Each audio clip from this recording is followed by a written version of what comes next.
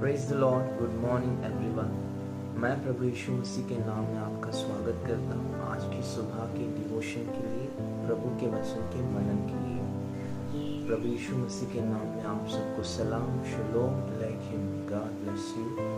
और आज की सुबह हम देखने जा रहे हैं कि एक ऐसा विषय है जो कि लोग हमें क्या कहते हैं। बहुत बार हम लोगों के कहने के ऊपर, लोगों की बातों के ऊपर हमारे जीवन को डिफाइन करते हैं या हमारे जीवन की व्याख्या लगाते हैं। लेकिन मुझे ये बताना है कि परमेश्वर हमें क्या कहते हैं। ये बहुत अहम बात है और ये बात मायने रखती है, ना कि लोग मेरे बारे में क्या कहते हैं। ये बात सही है कि कई बार परमेश्वर लोगों को ही उपयोग में लाते हैं हमें बनाने के लिए, लेकिन ये बात भी उतनी ही सही है कि परमेश्वर हमें बनाने के लिए लोगों को उपयोग में लाते हैं, ना कि प्रभु हमें नीचे गिराने के लिए या हमें हमारा जीवन नाश होने के लिए। तो ये बात आप समझ लीजिएगा। जब कभी भी आप तैयार हो रहे, बन रहे, आपको एक आकृति मिल रही है, जब लोग आपको क्रिटिसाइज करते हैं, लोग आपको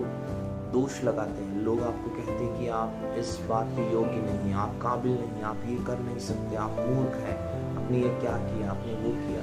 जब इन सभी बातों के द्वारा अगर आपको प्रभु के आप और करीब आ रहे हैं, आप उसके ऊपर काम कर रहे हैं और उसमें आप स्किलफुल बन रहे हैं और आप उस बातों को ऊपर विचार करके आप प्रभु के और करीब आ रहे हैं, वचनों पर मनन कर रहे हैं और उसके बाद आप उससे भी ज़्यादा अच्छा काम कर रहे हैं, तो ये उसका अर्थ है कि ये प्रभु की ओर से।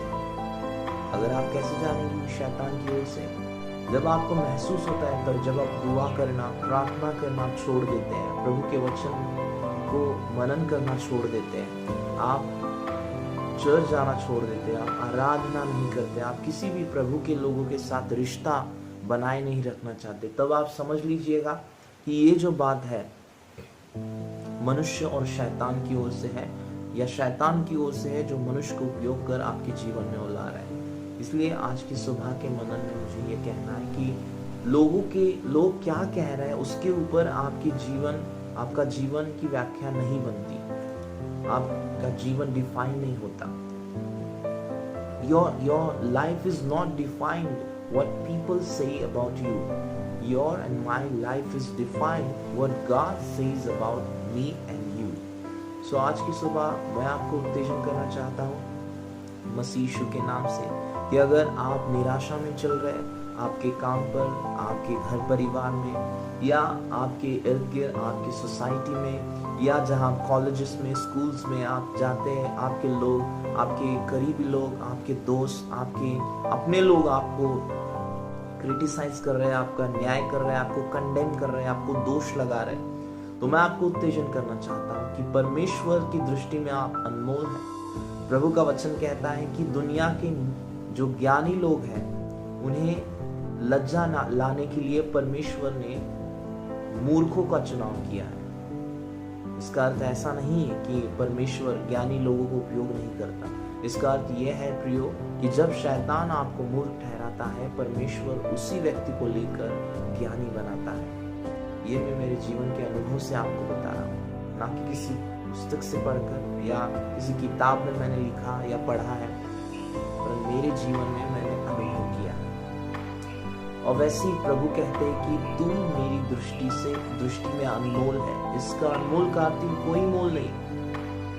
बहुत बार हमें लगता है कि मेरा कोई मोल नहीं है, लेकिन परमेश्वर कहते हैं कि आप मेरी दृष्टि में अनमोल हैं। तो आप प्रभु की दृष्टि में अनमोल हैं, इस बात को भी आप ना भूलें। और आगे की बात यह है कि परमेश्वर कहते हैं याकूब की पत्री 1 अध्याय और 5 वचन, जो कोई ज्ञान में कम है वो मुझसे मांगे, मैं उसे दूंगा।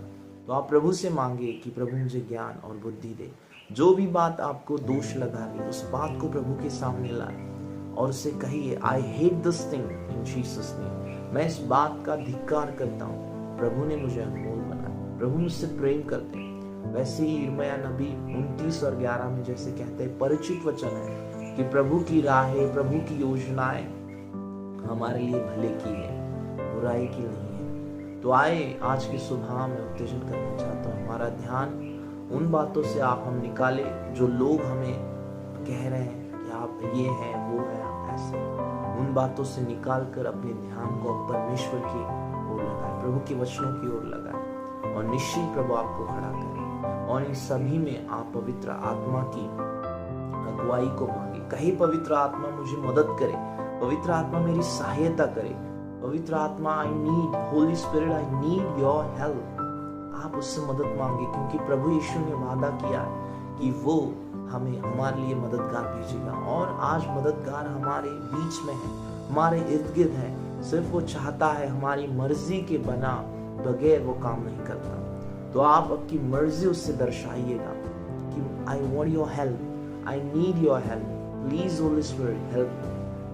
आप रोइए ना, आप आंसू ना बहाइए। ये अच्छा है अगर आप भावनिक रीति से टूट गए, लेकिन आप उसी टूटे हुए दिल को लेकर प्रभु के पास आए, क्योंकि वचन कहता है प्रभु टूटे हुए मन वालों के करीब रहता है। टूटा हुआ दिल परमेश्वर को पसंद है।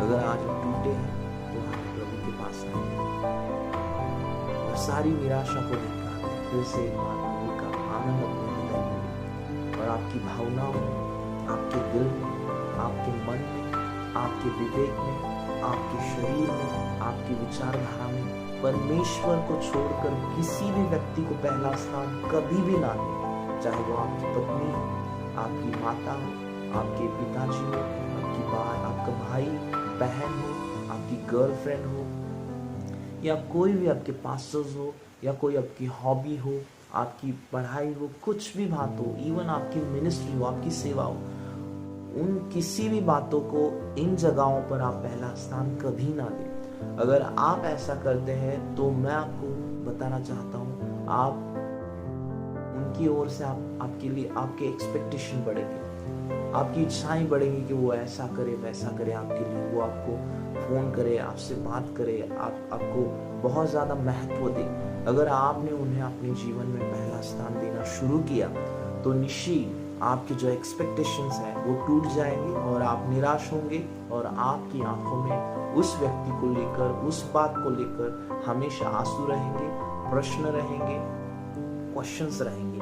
किसी भी व्यक्ति से परमेश्वर से बढ़कर भावनिक रीति से ना जुड़े, चाहे वो आपके बच्चे हो, आपकी माता मम्मी हो, आपकी डैडी हो, कोई भी वो व्यक्ति हो। मैं नहीं ये कह रहा, आई एम नॉट सेइंग कि मैं ऐसा नहीं कह रहा कि आप भावनिक रीति से किसी से ना जुड़े। प्रभु ने हमें परिवार इस संस्था में रचा है, प्रभु को अच्छा लगता है हम परिवार में रहे, लेकिन जब हम भावनिक रीति से परमेश्वर से ज्यादा उस व्यक्ति से जुड़ते हैं तो निश्चय हमारे एक्सपेक्टेशन, हमारी इच्छाएं टूट जाती हैं और हम रोने लगते हैं। हमें बहुत दुख और दर्द होता है, क्यों उसने मेरे साथ ऐसा किया, क्यों उस व्यक्ति ने मेरे साथ ऐसा बिहेव किया।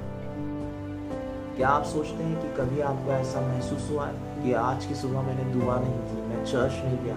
क्या ये बात आपके दिल को तोड़ती है या आपके हृदय को लगती है और आप रोते हैं कि मैंने आज दुआ नहीं की, मैंने आज प्रभु का वचन नहीं पढ़ा, मैंने प्रार्थना ही नहीं की, मैंने प्रभु का गीत नहीं गाया और मैं इस संडे चर्च ही नहीं गया, या मैंने कुछ भी ऐसी प्रभु के रिश्तों के साथ जब आपकी एक्टिविटी हिल जाती है, क्या आपकी आंखों में तब आंसू आता है? क्या आपको ऐसा लगता है कि मैं निराश हो गया हूँ? अगर नहीं तो प्रिय, ये बात आपके लिए बहुत ही धोखादायक है, डेंजरस है, क्योंकि आप परमेश्वर से ज्यादा किसी और चीज से जुड़े हैं।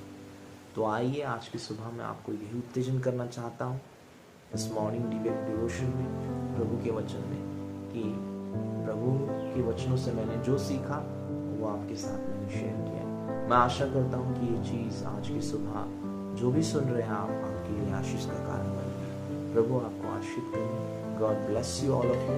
आपका जो दिन है शुभ और आशीष का गुजरे। प्रभु आपको पूरे दिन में मदद करे, आपकी सहायता करे, आपको ज्ञान, बुद्धि और समझ को और ज्यादा प्रदान करे। God bless all.